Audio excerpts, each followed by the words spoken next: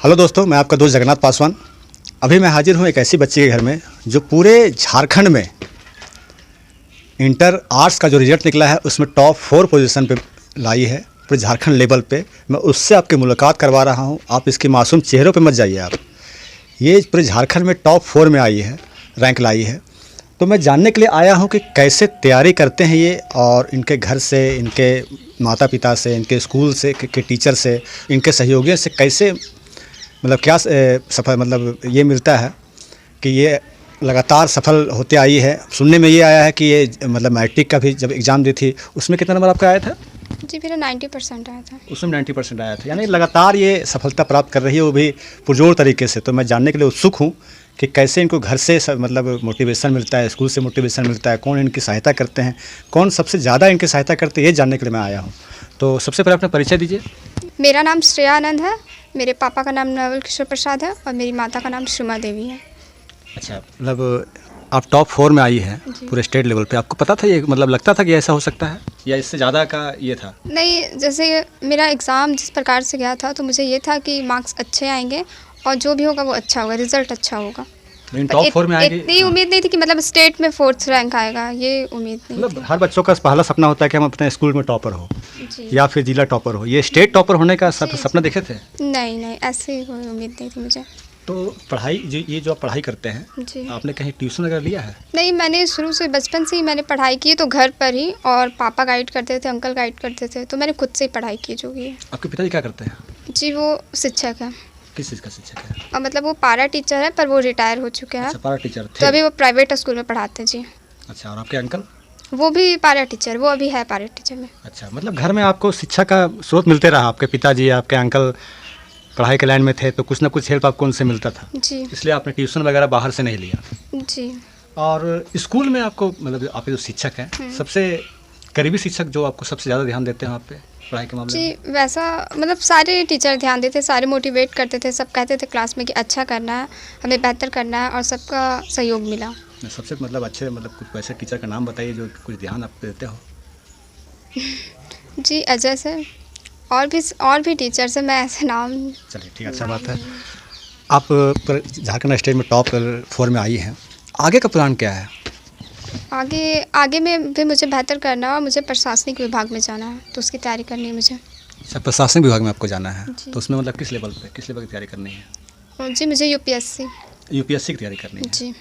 तो यूपीएससी की तैयारी के पहले आपको जॉब करना चाहेंगे कि डायरेक्ट उसी? हाँ, यस सर, मतलब मैं जॉब करना चाहूँगी आगे, उसके बाद मैं उसकी तैयारी करना चाहूँगी। मतलब पहले जॉब पहले कोई गवर्नमेंट जॉब ले लेंगे, उसके ले बाद लेने यूपीएससी के की तैयारी बाद। करेंगे जी, जी। ताकि घर का जो फाइनेंशियल सिचुएशन के वो भी अकॉर्डिंग। मजबूत जी, हो। जी। चलिए, ये तो अच्छा बात है।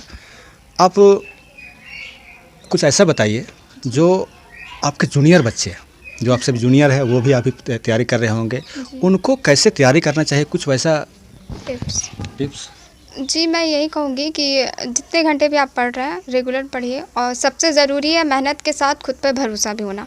हम बहुत सारे बच्चे कि मेहनत तो करते हैं पर उन्हें खुद पे डाउट होता है, तो डाउट मत कीजिए, आप अपना 100% दीजिए, उसके बाद जो रिज़ल्ट है वो तो अच्छा ही होगा। अच्छा, आप अपनी पढ़ाई का रूटीन बता सकते हैं कुछ? जी, मैंने कोई मतलब घंटे नहीं थे, मुझे जब टाइम मिलता था मैं उस टाइम पढ़ने बैठ जाती थी, और मतलब मैंने अच्छे से मतलब पढ़ाई की। ऐसा नहीं था कि मैं रात को पढ़ना ज़्यादा पसंद करती हूँ। अच्छा, एक क्वेश्चन मन में डाउट है। आप स्कूल में जो मतलब परसेंटेज जो होता है जाने का, क्लास करने का, वो आपका कैसा रहा? पढ़ती दिन जाती थी या फिर?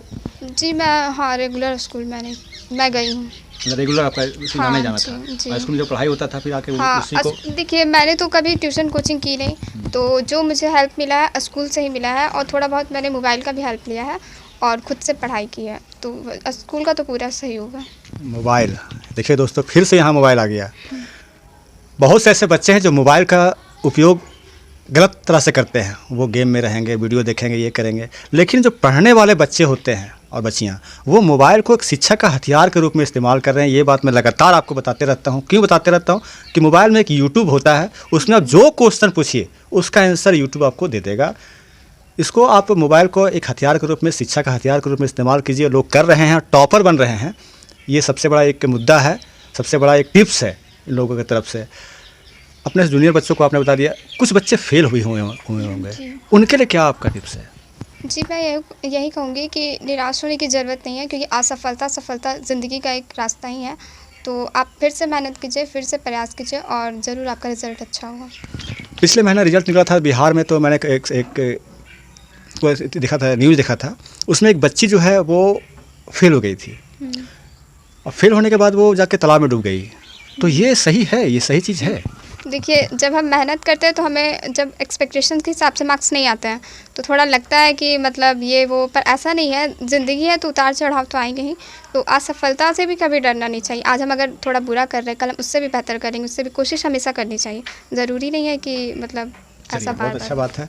यही मैं जानने के लिए आया हुआ था कि टॉप 4 में पूरे स्टेट लेवल पे बैठी हुई है। आप चेहरे पे नूर भी देखते होंगे इनका, आपको एकदम मासूम बच्ची लग रही है, लेकिन नहीं, ये पूरे स्टेट में टॉप 4 आई है। ये गर्व की बात है पदमा प्रखंड के लिए, पदमा पंचायत के लिए, हजारीबाग ज़िले के लिए और पूरे झारखंड राज्य के लिए। आज गर्व की बात है कि एक छोटी सी बच्ची ने पूरे आर्ट्स का जो इंटर का आर्ट्स का जो परीक्षा होता है उसमें टॉप 4 में आई है। ये गर्व की बात है। और आगे आने वाले समय में जो भी इनका सोच है जॉब पाने का, यूपीएससी की तैयारी करने का, ये सफलता ज़रूर पाएंगी। ये हम लोगों का आशीर्वाद इनके साथ रहेगा। आप सफलता ज़रूर पाइए। और फिर से जिस समय आप जॉब लेके आइएगा, मैं यहीं बैठ के आपका इंटरव्यू लूँगा कि हाँ देखिए, ये बच्ची ने इस जॉब पे सफलता पाई है और लगातार आगे बढ़ रही है।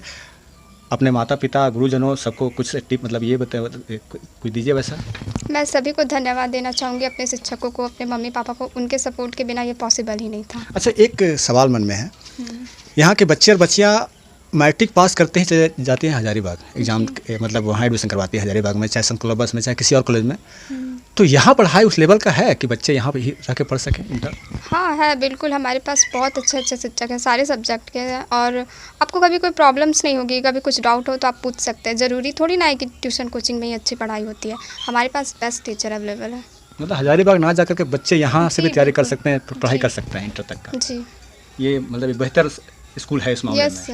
हुँ। चलिए, ठीक है दोस्तों, मैं यही जानने के लिए आया था। इन अच्छी बातें इन्होंने बताई, कुछ टिप्स भी दिए इन्होंने दिया कि कैसे पढ़ाई किया जाता है, और अपने जूनियर बच्चों को भी टिप्स दिया। ये तो बहुत बड़ी बात है। जो फेल हुए हैं उनके लिए भी इन्होंने कुछ बातें बताई हैं, उनको भी सुनना चाहिए। और मोबाइल से कैसे उसका सही इस्तेमाल करना चाहिए ये भी बताई है। माता पिता से कैसे सहयोग मिला, स्कूल से कैसे सहयोग मिला, ये भी बताई है। और आप आने वाले हर एग्ज़ाम को पास कीजिए, सफल होइए। इसी तरह से हम लोग का यही कामना रहेगा। मैं जगन्नाथ पासवान, आपका दोस्त जगन्नाथ पासवान, लगातार ऐसी खबरें और ऐसी शख्सियतों से आपको मिलवाता रहूँगा। तब तक के लिए धन्यवाद।